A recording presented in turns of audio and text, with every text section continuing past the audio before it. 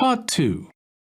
You will hear a student counsellor giving information and advice about further study. First, you have some time to look at questions 11 to 14.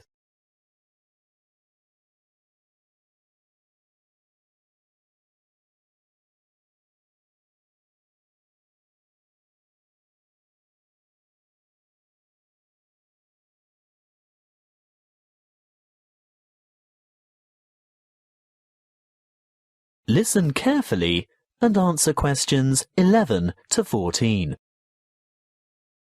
Are you thinking about further study? Well, listen to this before you make a decision. It will help you decide if going on to tertiary study is right for you, and it will help you make good decisions for the right reasons. It includes information about student life, what it will cost, and the different ways you can support yourself. What should you think about first? Well, obviously, you're thinking about tertiary study, and it's one of the biggest decisions you'll make in your life. What you decide now will affect the rest of your life. It's the last year of high school for most of you, and you're busy and under pressure. Perhaps you're thinking of going abroad, getting a job, or working for just a year or two to save some money before getting back to study. Let's assume you're choosing to continue studying next year. It's important that you set yourself goals and plan how you're going to achieve them. First off, career goals. What career do you want to pursue, or what is it your parents want you to do? Then, you need to think about employment opportunities at the end of your study. Will your qualification assist you in finding a rewarding job? Thirdly, course selection. Exactly what qualifications will you need? For instance, a degree, a diploma, or something else. Now we're down to study goals. The number of papers you can study at a time, and what sort of grades you would like to attain. Before you hear the rest of the talk, you have some time to look at questions 15 to 20.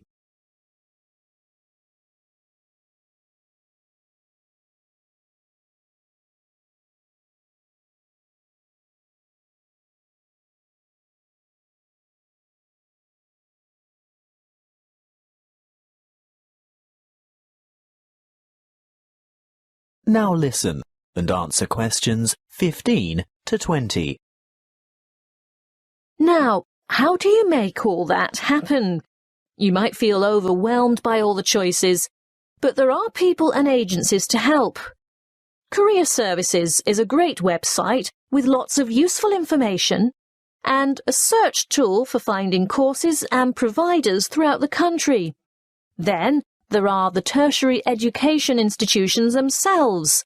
Universities and institutes of technology, for example, have comprehensive information on their particular websites. You can find out most anything there. Many campuses have a student support association, and they can tell you a lot about what to expect. Don't be afraid to ask them anything. I'm sure they've heard it all before. It might also be worthwhile to make inquiries with potential employers to see if they will fund or partially fund your studies. If it is a trade you want to learn, the apprenticeship scheme will help you earn while you learn. That way you'll get valuable work experience while you're studying. If you're still at school, then search out your school careers advisor, who will have a variety of information and resources at hand and be able to give you the kind of guidance you need to make a fully informed decision. And, last but not least, don't forget your parents and other family members. They can be of enormous help too. Oh, one last thing that might help you make up your mind. Have you thought of applying for a scholarship? Some embassies, governments, and individual institutions offer scholarships to cover part or all of your study fees.